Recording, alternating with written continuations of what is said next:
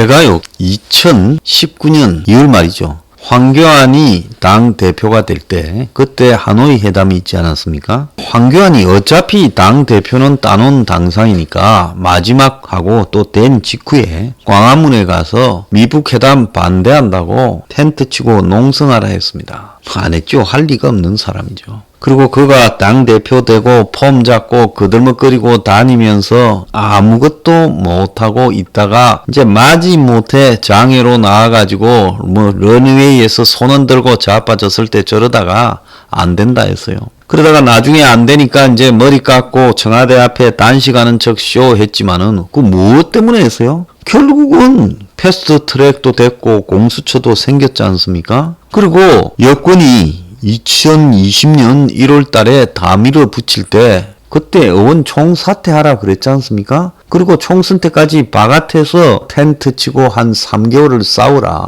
국민들이 그렇게 해야 인정한다 그러지 않았습니까? 근데 코로나까지 돌았어요. 그래서 2월 말쯤에는 정권이 위태위태했습니다. 그런데도 오히려 이 국민의 동당의 전신인 당시 미래통합당이 선거 막판 한 달 반을 정말로 헛짓을 했죠. 그러지 않습니까? 저거 스스로 총 쏘고 저거 스스로 헛소리하고 선거 날이 되어갈수록 이 선거가 이기는 걸로 가는 게 아니라 누가 봐도 이길 생각을 하지 않고 져주는 게 목표로다라고 비춰졌습니다. 그래서 결국 어떻게 됐습니까? 지도 선거 떨어지고 다음날 바로 물러났잖아요. 물러나 쫓겨날 거라 하지 않았어요? 그리고 선거 막판에 이주 남겨놓고 김종인을 데리고 오더니만 김종인은 와가지고 막말 10이나 걸다가 선거 지는데 일조했는데 박영준이는 본부장을 맡고 그렇게 설치고 다녔죠. 자, 그럼 박영준이는 지가 비례대표 하려고 넣었다가 나중에 또 빼고 이런 일을 하지 않았습니까? 그리고 황교안은 1월 중순에 신년 기자회견을 한다면서 말도 안 되는 총선 승리하면 개헌하겠다고 희한한 이야기를 했고 김무성은 2월 초에 좌파 단체들하고 원포인트 개헌하겠다고 이야기하지 않았습니까? 이게 선거 이기려는 사람 자세에서요? 제가 당시에 한국당에 경선 있기 전에 한 유력 후보가 우리 사무실에 와서 방송 출연하고 둘이 밥 먹다가 내가 그 사람 보고 그랬어요. 황교안이로 하기로 기득권이 다 짜놨다. 보나마나 압승한다. 당신은 안 된다. 전부 요식행위다. 기득권이 다 황교안을 밀기로 되어 있다고 그렇게 제가 이야기를 했어요. 저는 여권을 포함한 기득권이 황교안이 되도록 만들었다라고 보고 있고 그러면 저 황교안의 수준들을 너무 잘 알기 때문에 한마디로 야당이 바뀌고 개혁하고 그리고 철저하게 반기득권으로 수구 꼴통을 청산해야 될 그 소중한 타이밍을 황교안이 기득권화되어 민부론이 철질한 이야기나 하면서 무너져 갔다고 보는 겁니다. 그래서 저는 지금도 황교안은 여권이 지기 위해서 당시 한국당에 꽂아놓은 일종의 간첩 같은 역할을 한 사람이라고 봅니다. 제 소신 변함없어요. 김종인도 김할배도 똑같은 부분이라고 봅니다. 아니 자기가 요즘 4월 이후에 자기 볼 일 없다면서 뭐라고 와서 이 짓을 합니까? 누가 원했어요? 보수 대중이 김종인이 오면 된다고 누가 원했어요? 저들끼리 상청에서 다 전하지 않았어요? 황교안이 김무성이 박영준이 선거 개표하는 날 대참패를 하는데 박영준이는 TV에 나가가지고 유시민이하고 앉아서 평론하고 자빠졌습니다. 선대 본부장이 평론하는 게 어디 있습니까? 선대 본부장이 아니라 선대위원장이죠. 이게 말이 되는 이야기입니까? 그래놓고 지금 부산 선거에 끼어나갔어요. 지금 오늘 아침 신문에 보면 정책 대안은 없고 저들끼리 싸움하는 제1야당이라고 조선일보가 비꼬고 자빠졌습니다.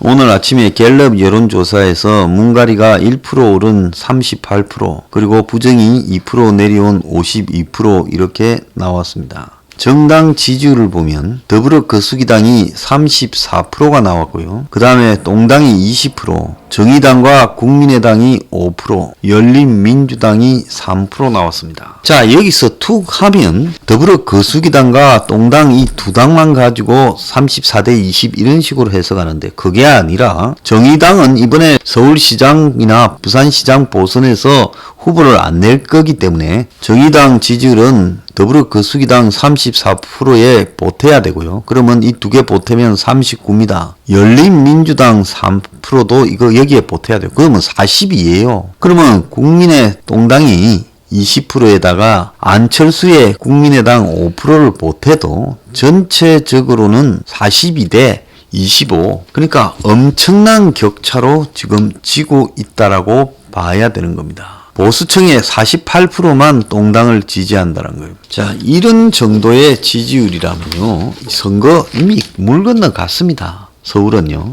부산 선거 저거만 이기면 다행이고 저것도 마지막에 공작에 휘말려서 어떻게 될지 모른다.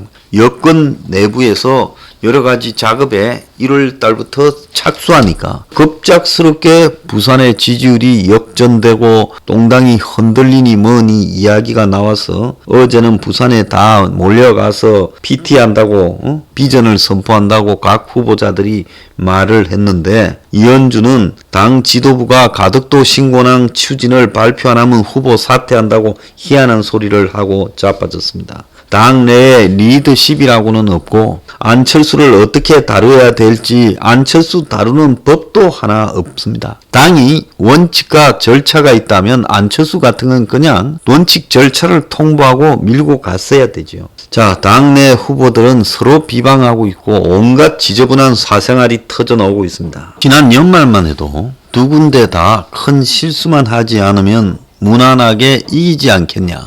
마치 이길 것처럼 착각을 하고 있었죠. 그 모든 게 리얼미터의 그 여론조사에서 동당이 부산에서는 많이 앞서고 서울에서도 앞선다고 하니까 착각한 겁니다. 그 조사 하나 믿고 그런 거예요. 근데 제가 생각할 때 여론조사 간의 교묘한 역할 분담을 시켜서 누군가가 여론조사 회사들이 한쪽은 동당의 지지율을 굉장히 높게 나오게 하고 한쪽은 낮게 나오게 하면서 이 장난을 치고 있다. 그래서 마치 저들이 이긴 것처럼 착각하게 만들면서 변화하지 못하고 안주하게 하면서 그냥 어느 순간에 또 역전됐다고 막판에 지지율을 뒤집어 버리면서 결국은 여론조사에서도 빠져나가는 교묘한 장난을 치고 있는데 문제는 상대가 워낙 지저분한 정권이라서 온갖 짓을 다 할 수 있다고 봐야 되죠. 정치공학 거의 기술자급인 지저분한 인간들입니다. 이런 자들을 상대할 때는 국민을 바라보고요. 있는 그대로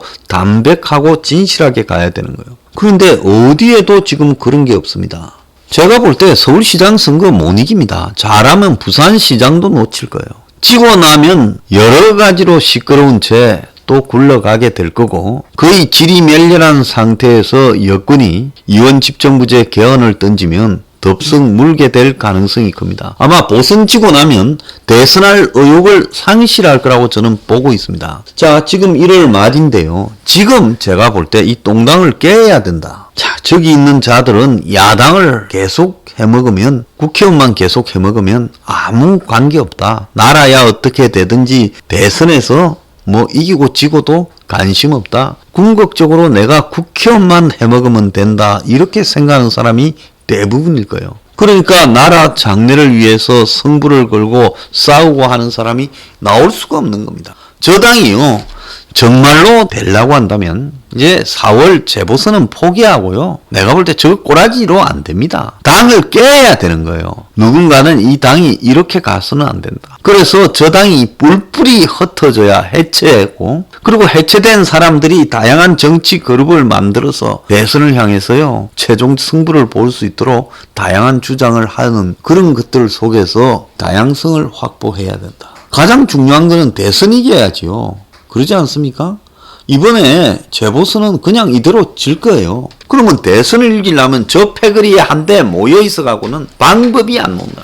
그 중에 그래도 사람이 있다면 뛰쳐나와서요. 행명 21이 만들어 놓은 서포 15조를 앞에 세워서 국가적 주택 원가 판매를 앞세우고 또 민노총 해체를 앞세우고 외국 노동자 정리를 앞세우고 학력고사만으로 대학 들어간다고 앞세우고 그리고 국가적으로 고용하는 체계 즉 B급 교사나 요양보호사들을 대대적으로 국가가 확충하는 것 이런 부분들을 내세우면서 밀고 가야 된다는 겁니다. 그러지 않는 한은요.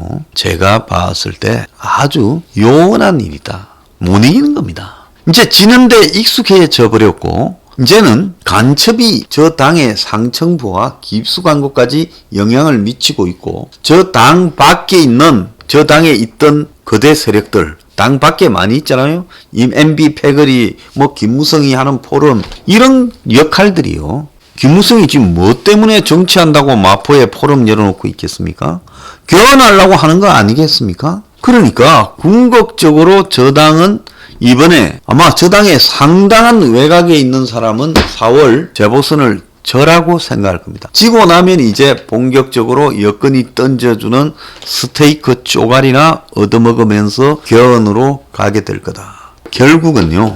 이재명이나 지가 압도적으로 1위니까 개헌 안 한다. 그렇지만 이재명도 무슨 문가리가 수가 있겠죠. 결국은 여야가 재보선 끝나면 이원 집정부제 개헌으로 몰려가게 될 겁니다. 저 당은요. 뜻 있는 사람이 조금이라도 있다면 지금 해체해야 됩니다. 저 당은 답이 없다라는 겁니다. 결국은 저 당은 문가리가 야당이 한국에 있는 것처럼 포장하기 위해서 만드는 당이라는 겁니다.